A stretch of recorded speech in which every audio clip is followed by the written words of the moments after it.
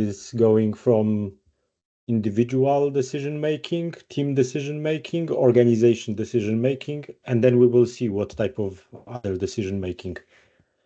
Yeah. So would it be fine if we start with the individual one? Yeah.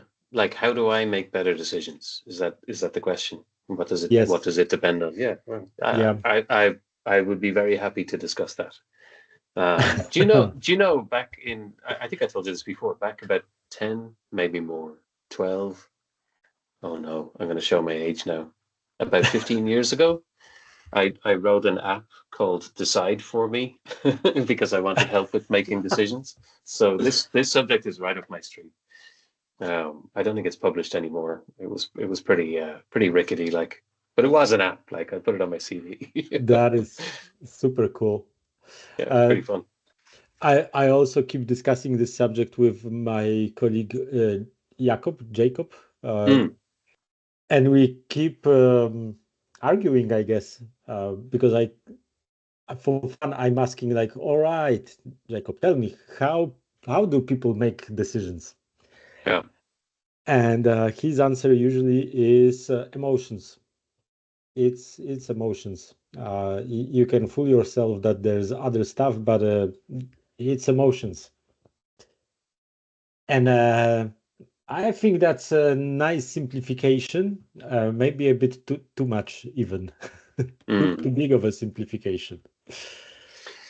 Well, I definitely think people are irrational, and that's what makes us human, right? We don't always make the best decisions for ourselves, and sometimes we're not in the best environment to make a decision, and sometimes the decision is a distraction from what's really important to us. So there's a lot of things that make, being a person at work, being a parent, being a spouse, being a son, a daughter, all of these things are going on. So when it comes to a decision, how much of that can we, be clinical about and logically think through the decision calmly? It's a good question, isn't it? Yes, it's like I completely agree.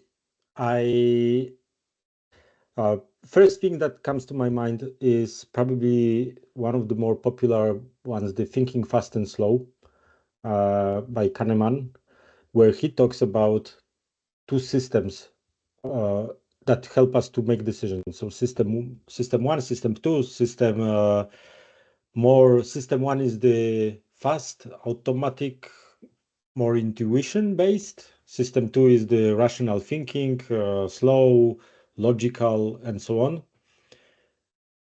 I can't argue with that. I think that Professor Kahneman is a guru in that subject, although he's still a guru. And I usually say it's the decision making is a mix of rational thinking, emotional thinking, and cognitive biases. And I like to talk about those three separately because I think that the emotions we all know how they shape decisions. When we are angry and nothing good comes out of it usually. When we analyze, when we try to think pros, cons, weighted arguments and so on.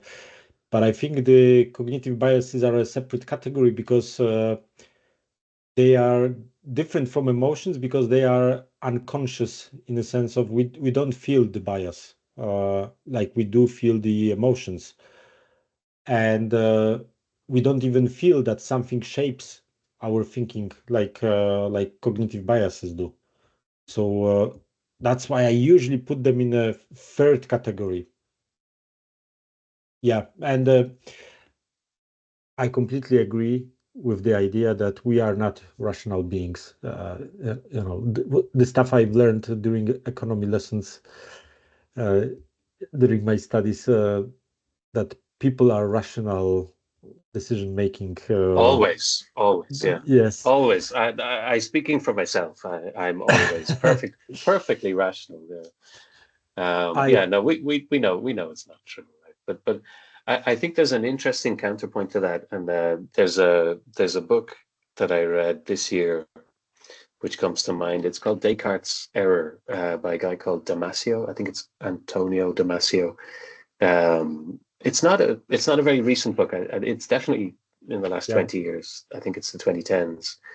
But he challenged this idea that decision making has to be purely rational. yeah Like it doesn't have to be. We're people. We bring emotions to the table, and his hypothesis, his theory, and one that he tested pretty comprehensively through people who had brain injuries, was the idea that we bring our emotional selves to decisions, and that's rational and okay. So to think of decision making as, oh, we must make dispassionate, emotionless decisions. We must be mhm, clinical. That's not necessarily a helpful thing.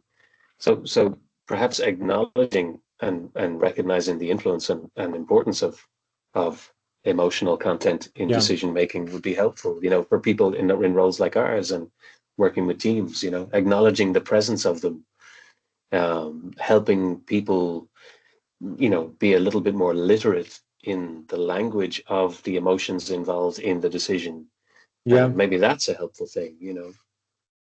I love that you bring Damasio to the table. I recently wrote a small piece about one experiment that he did together with one of his students that I forgot his name right now.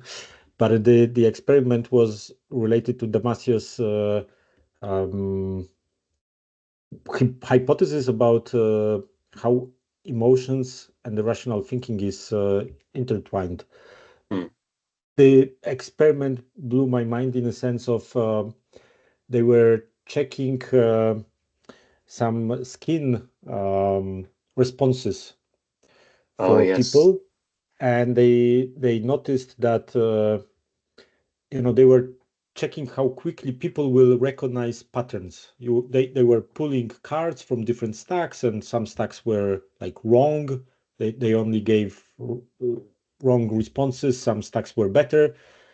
And what was super interesting is that people had a skin response when pulling they were sweating when they were pulling from the wrong stack, even before they rationally knew that that's the wrong stack, in a sense of their body, their emotions, they already knew that something is going on, even Hmm. though rationally they didn't yet put a name to it. So it's like I think that's one of the misconceptions with cognitive biases, that they are bad, purely bad, Hmm.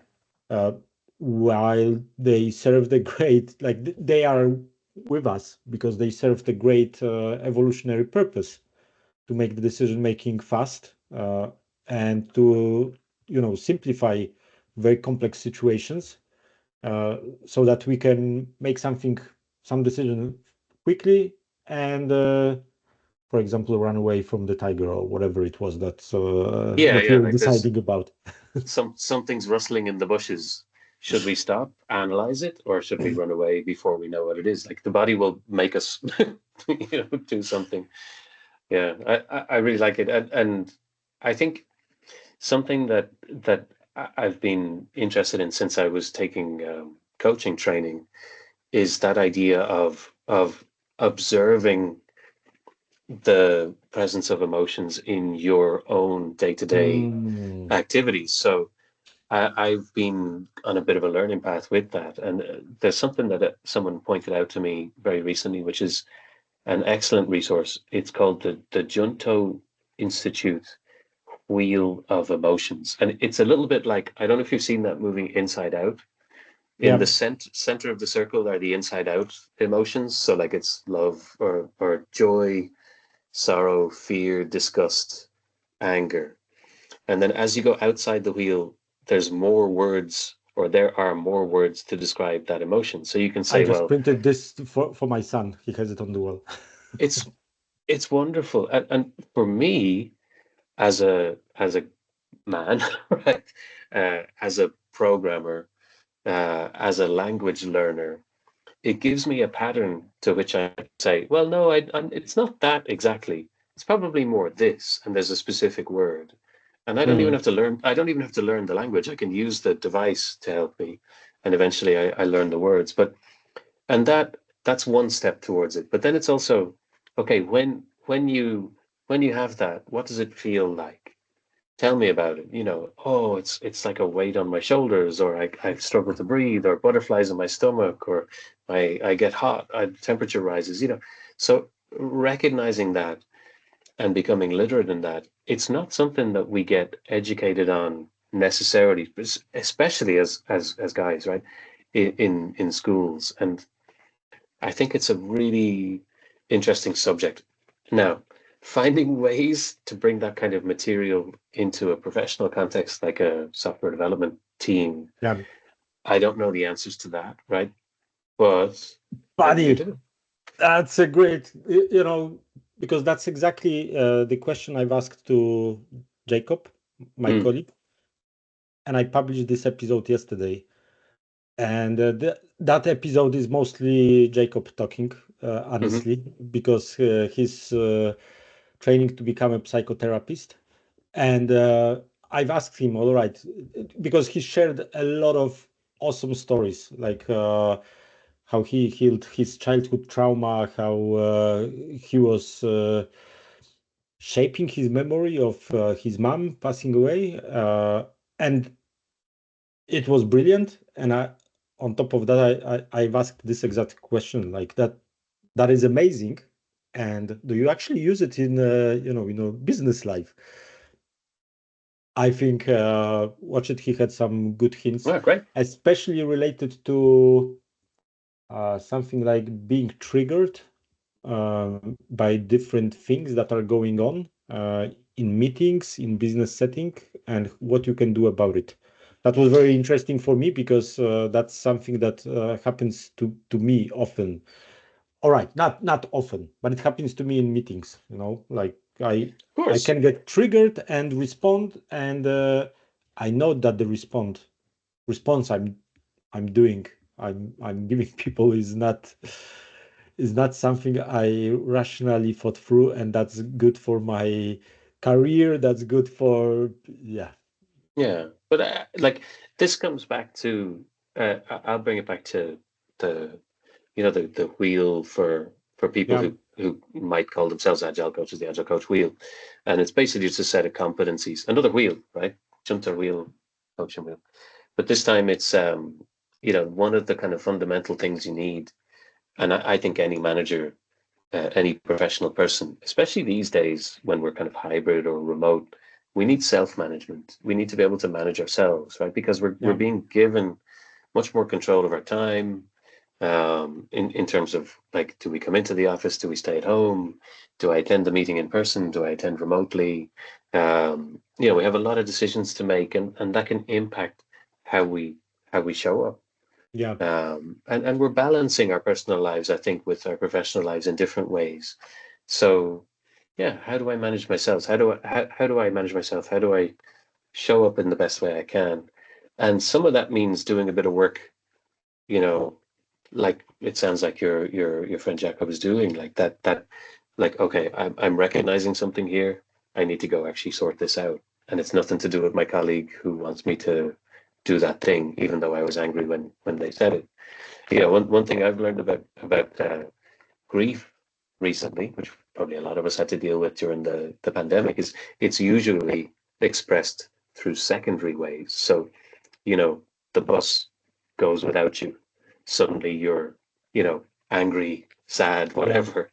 Is it really the bus? Like, you're expressing it through the missing the bus. And that kind of thing can impact how I show up in a professional situation too. So I think the onus yeah. starts with ourselves, doesn't it? It always starts with us. There's a great idea I inherited from my colleague at work, agile coach Galina. She has this saying that you know, when you are a psychologist, psychotherapist, someone before you are given the responsibility of talking to other people, you need to go through extensive training before you are allowed to handle, other people, the situation. And at work, when you are a manager, when you become a manager, when you start handling people in some way, shape, or form, it usually happens like, yeah, a manager. Here's the team. Go ahead. So the entry, maybe you're an expert in Excel, and now you get a team of analysts, and just this aspect of working with people is very different than working with Excel, where you are the expert. So it's just funny that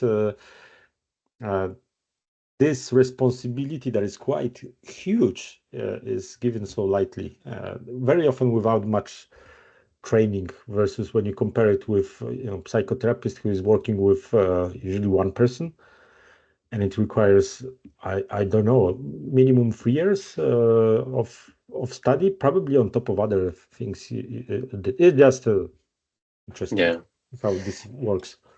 And I think coaching is another kind of helping through talking kind of profession. So it's a similar kind of journey that, like, I got feedback as in my coach training that I was very good at helping other people navigate subjects when they contained emotional content.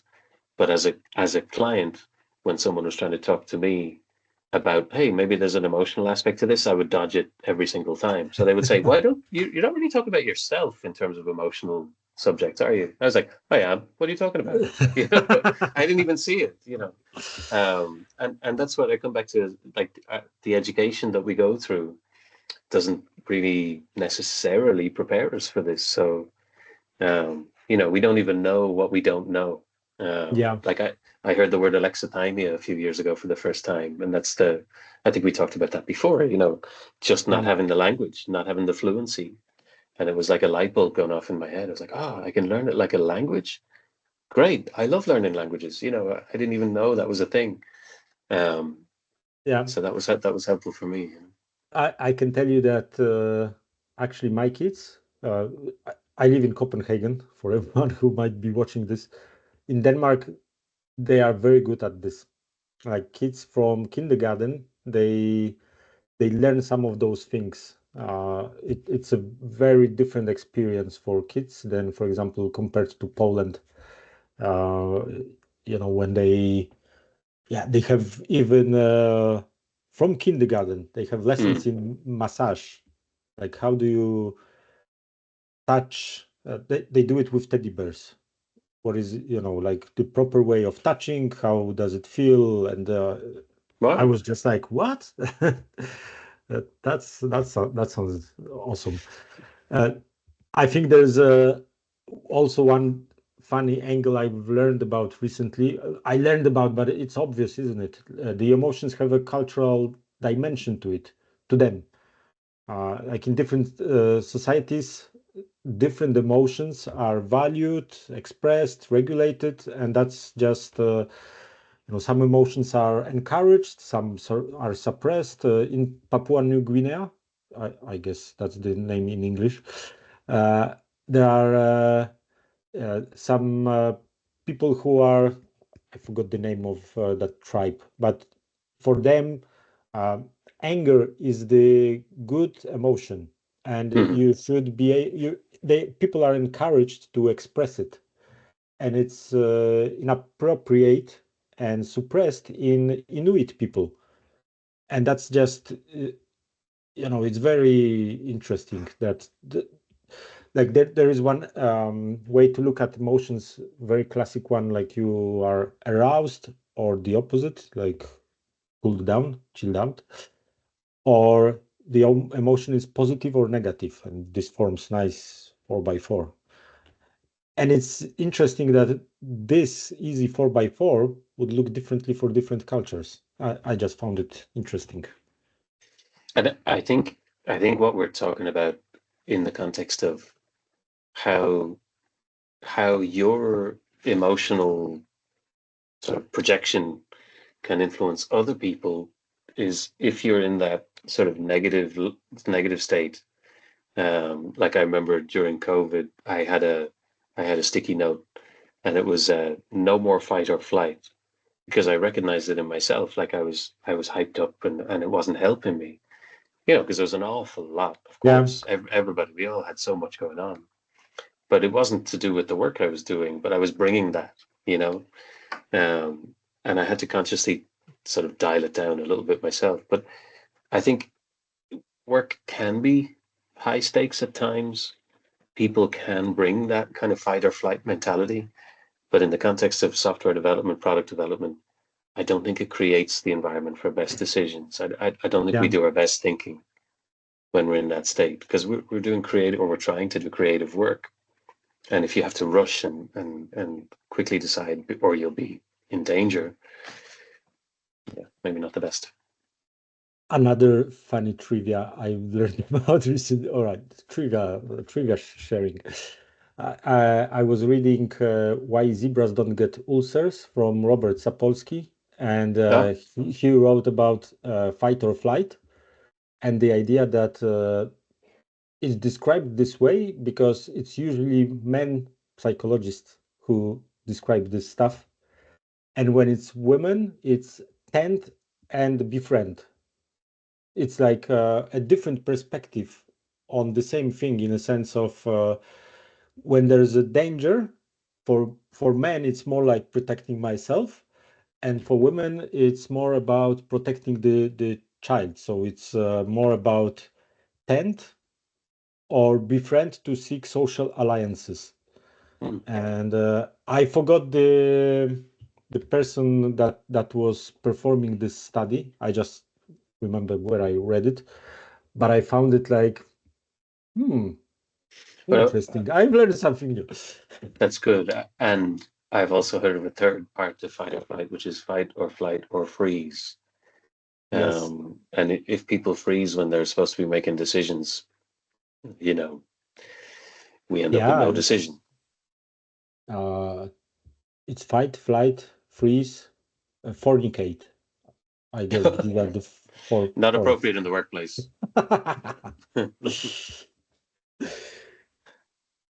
Yes, I think we are running out of time. We turned into the very emotion driven Yeah, part of decision making, I guess.